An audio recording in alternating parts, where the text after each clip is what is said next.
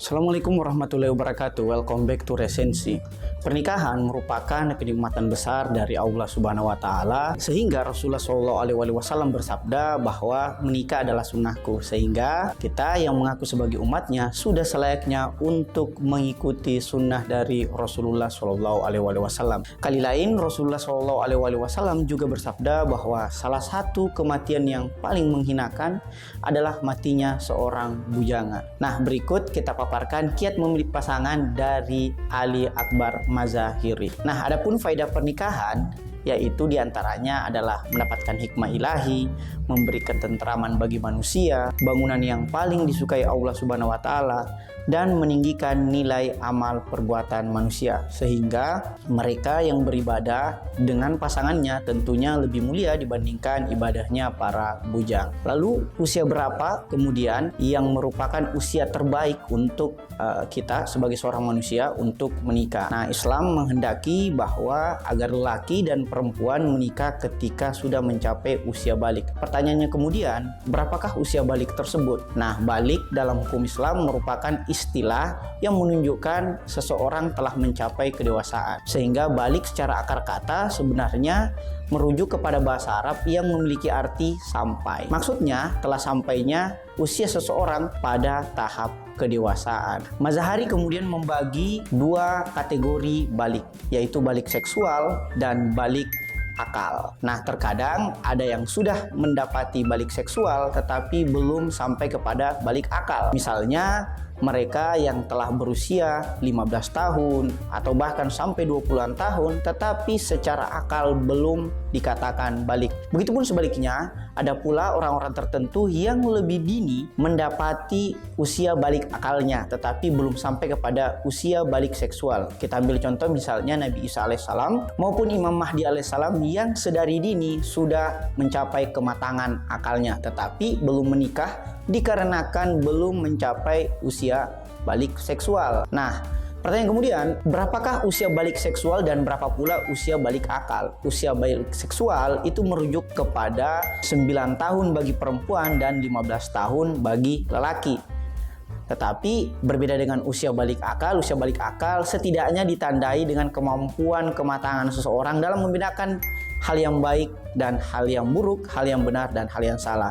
Atau setidaknya tamatan SMA atau paling banter tamatan S1 bagi konteks masyarakat di Indonesia. Tetapi tentunya pertimbangan balik seksual dan balik akal tersebut berbeda-beda di setiap latar belakang masyarakat tertentu. Misalnya kita di Indonesia mengalami apa yang oleh Sigmund Freud sebut sebagai keterhambatan kedewasaan atau dalam arti kata fiksasi. Nah, fiksasi inilah yang membuat sebagian besar masyarakat Indonesia itu mengalami keterhambatan kedewasaan, baik secara seksual apalagi secara akal. Nah, ini dipengaruhi oleh infiltrasi barat terhadap kebudayaan kita, sehingga kita kemudian gamang terhadap hukum Islam dan justru gandrung terhadap budaya barat. Padahal Ibrahim Amini mengatakan dalam bukunya Kiat Memilih Jodoh, menikah itu sebenarnya tak ubahnya dengan kebutuhan biologis lainnya, yaitu makan dan minum, sehingga menikah sebenarnya tidak boleh ditahan.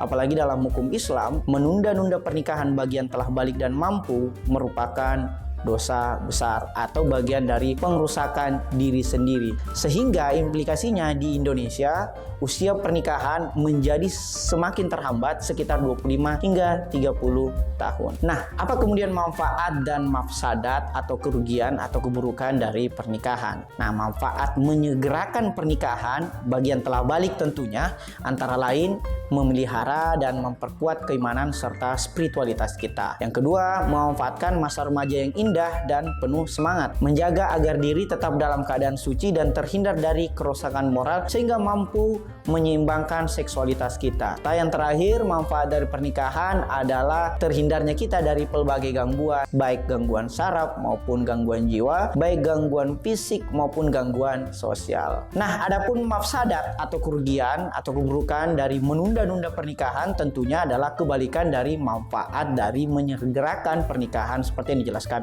tadi. Nah, beberapa orang termasuk anak-anak muda atau bahkan orang tua itu memberikan alasan-alasan tersendiri mengenai mengapa menunda pernikahan. Mereka menganggap bahwa terjadi atau setidaknya mengalami berbagai kesulitan dan rintangan. Padahal di dalam setiap kesulitan ada kemudahan menurut firman Allah Subhanahu wa taala. Nah, apalagi Allah Subhanahu wa taala juga dalam Al-Baqarah ayat 286 menjelaskan bahwa Allah tidak akan menguji umatnya atau hambanya di luar dari batas kemampuannya. Nah, di sini dalam buku Mazahiri ini saya merangkum setidaknya ada 8 kesulitan yang seringkali menjadi rintangan bagi terlaksananya pernikahan. Pertama, bahwa kesulitan keuangan. Nah, kesulitan keuangan ini menurut Mazahiri dapat diatasi dengan bantuan berbagai pihak, atau kita juga dapat pula mendahulukan hal-hal yang sifatnya primer dibandingkan hal-hal sekunder seperti resepsi yang megah-megahan. Nah, dapat pula kita mendapati bantuan ilahi, yaitu keyakinan bahwa jika kita menikah maka rezeki akan semakin dibukakan oleh Allah Subhanahu wa taala. Nah, kesulitan yang kedua adalah kesulitan dikarenakan melanjutkan pendidikan. Nah, ini dapat diatasi dengan mendahulukan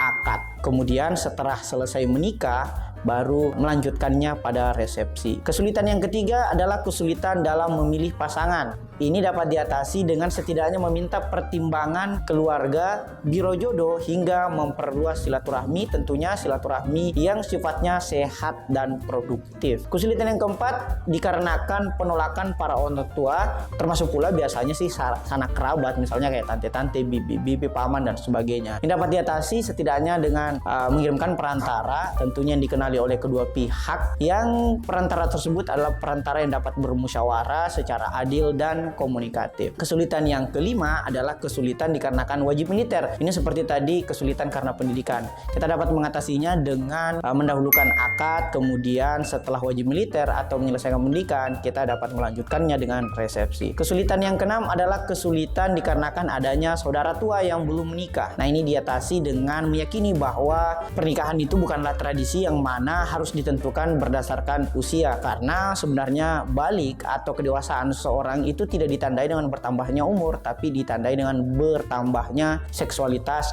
dan kematangan akal setiap individu. Kesulitan yang ketujuh adalah kesulitan dikarenakan ketiadaan rumah. Nah, ini dapat diatasi dengan bantuan orang tua, misalnya kita dapat menumpang kepada orang tua atau mertua, atau setidaknya menyewa kontrakan sementara, baik itu kos ataupun rumah yang lebih besar. Nah, kesulitan yang terakhir atau kedelapan adalah kesulitan dikarenakan ketidakmampuan para remaja untuk mengurus rumah tangganya, karena mungkin dia masih berusia remaja. Nah, ini dapat diatasi dengan bimbingan keluarga dan ulama. Termasuk pula pemerintah dapat berperan serta untuk menyegerakan pernikahan bagi mereka yang telah balik dan telah mampu. Nah, terakhir, Mazahiri menjelaskan pula kriteria dalam memilih pasangan. Di dalam buku ini terdapat setidaknya 8 kriteria dalam memilih pasangan, tetapi izinkan saya merangkumnya ke dalam 5 kriteria saja, karena antara satu kriteria dan kriteria lainnya sebenarnya tidak memiliki perbedaan yang cukup signifikan. Nah, pertama, telitilah pasangan yang Anda akan nikahi. Tentukan apa yang mesti ada pada pasangan. Boleh ada dan boleh tidak ada, atau dalam kategori dia mubah atau justifiable, dan apa yang tidak boleh ada pada pasangan tersebut. Nah, ini mungkin dikenal sebagai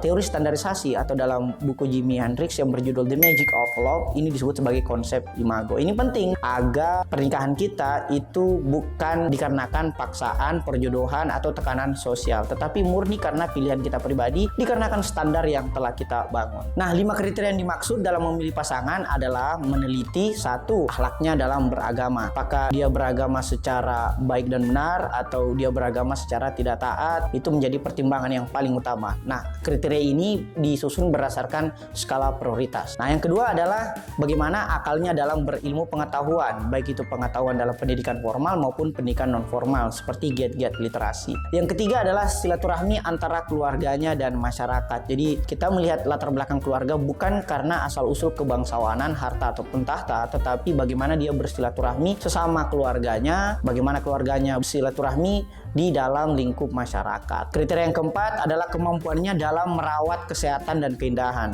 baik kesehatan dan keindahan fisik maupun kesehatan dan keindahan mental. Karena beberapa orang mungkin terlihat cantik tetapi ternyata memiliki gangguan mental. Nah, ini juga memiliki rintangan tersendiri. sendiri. Dan kriteria yang terakhir adalah ikhtiarnya dalam mencari dan mengeluarkan rezeki yang halal. Beberapa orang mungkin dapat mencari rezeki yang halal, tapi cara ia mengeluarkannya mungkin boros atau ternyata tidak tepat sasaran. Begitupun sebaliknya, ada yang mengeluarkan secara hemat tetapi mendapatkan rezeki yang tidak halal. Nah, itulah tadi 5 kriteria dalam memilih pasangan yang termaktub dalam buku Mazahiri yang berjudul Kiat Memilih Pasangan. Terima kasih. Wassalamualaikum warahmatullahi wabarakatuh. Ada pertanyaan?